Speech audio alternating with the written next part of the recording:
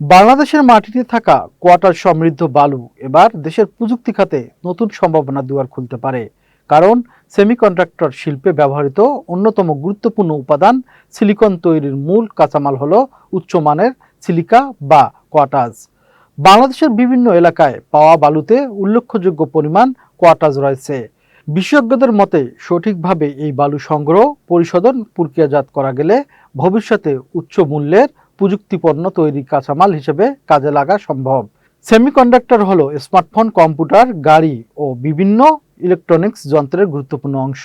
বিশ্বজুড়ে এই শিল্পের চাহিদা দ্রুত বাড়ছে।